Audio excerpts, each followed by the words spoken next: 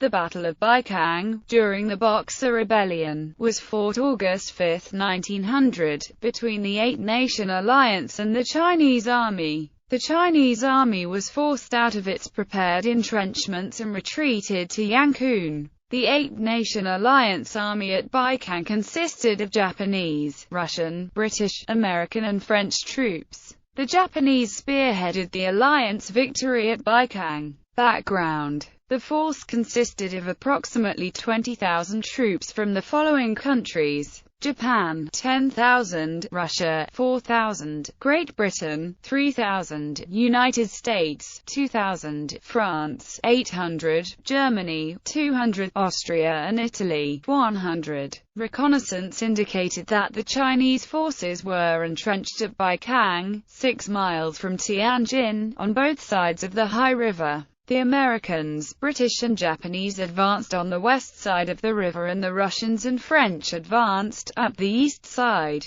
The armies bivouacked the night of August 4 near Xigu Fort. The plan was for the Japanese, supported by the British and Americans, to turn the right flank of the Chinese lines and for the Russians and French to turn the left flank on the opposite side of the Hay River. The Chinese force, estimated at between 8,000 and 12,000, was positioned behind several lines of well-constructed earthworks with approximately 26 artillery pieces at key positions. It was, according to accounts, a formidable position to attack. Battle. At 3 a.m., the Japanese launched the attack by capturing a battery on the extreme right of the Chinese lines. They then pushed forward on the flank of the Chinese positions. At dawn an artillery duel began between the Japanese and Chinese that lasted about a half hour. During the artillery barrage, a Japanese regiment crept forward and launched a direct assault on the Chinese positions near the river, advancing in close order through fields of millet and corn with a barrage of fire from the Chinese trenches pouring onto them. The Japanese had requested assistance from British cavalry for the assault, but the British failed to arrive, so the Japanese pushed ahead alone.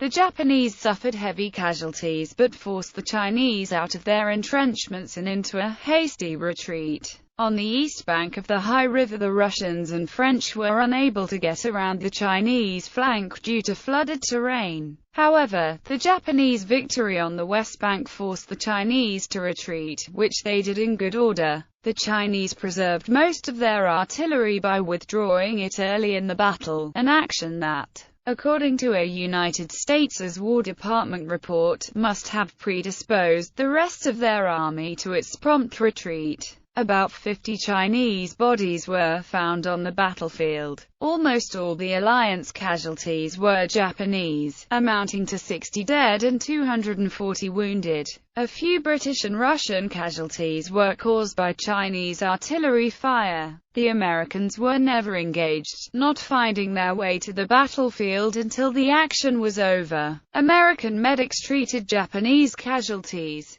Aftermath. The battle was over by 9 a.m. Pursuit of the Chinese army was hindered by the Chinese cutting through the river banks to flood the surrounding lowlands. The Alliance army bivouacked at Beicang and its supply train from Tianjin came up during the day. The first battle during the march to Beijing had been a relatively easy victory, albeit costly in casualties for the Japanese. The Chinese now awaited the alliance in strong defensive positions at Yangcun. The assessment of one participant at the Battle of Beicang was that the Chinese troops received a blow from which they never recovered. They ever after offered no determined resistance.